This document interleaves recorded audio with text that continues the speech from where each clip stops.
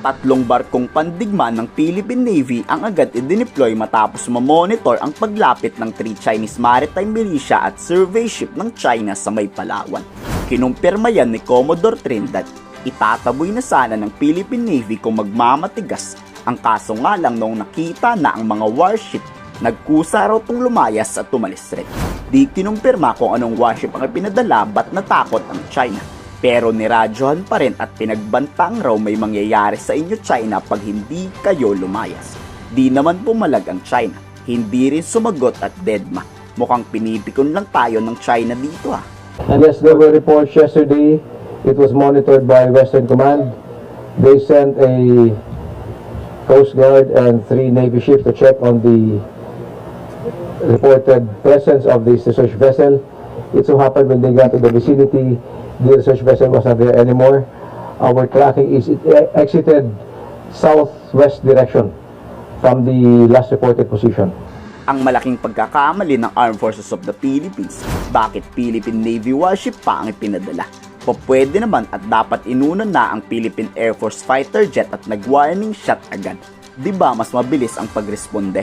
Inabot tuloy ng ilang oras ang itinagal bago kusang lumayas ang Chinese survey ship at Chinese maritime militia na escort nito. As we speak sir, nakaalis na dun sir yung research vessels pati yung other Chinese vessels na sinasabing nag-escort dito. Yes, yes. As of yesterday, the report from Westcom was wala sa area and they were able to got to the area na reported ang presence, wala na siya doon. Pero based sa monitoring sir or sa tracking, gaano katagal nandun sir yung research vessel before makita kahapon na or before makita na wala na ron? I have to check on the how many hours it has been there. The monitoring is they look at the entire West Philippine Sea. Hindi naman umalis ang Philippine Navy warship hanggat hindi lumalayo ang China. Sinigurado munang hindi ito babalik bago magpatrolya ulit ang PCG at Navy.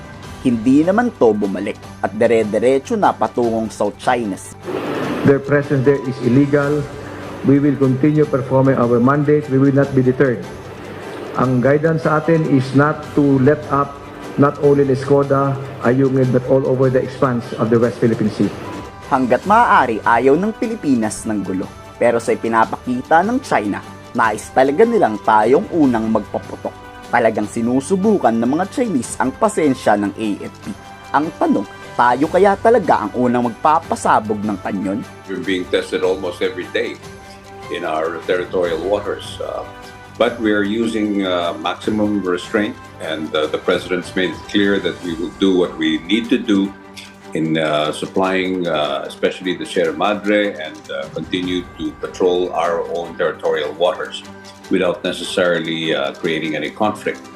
However, as our Secretary of Defense said, we will continue and we will not stop because as far as we're concerned, we're doing what is right, which is what is rightfully ours.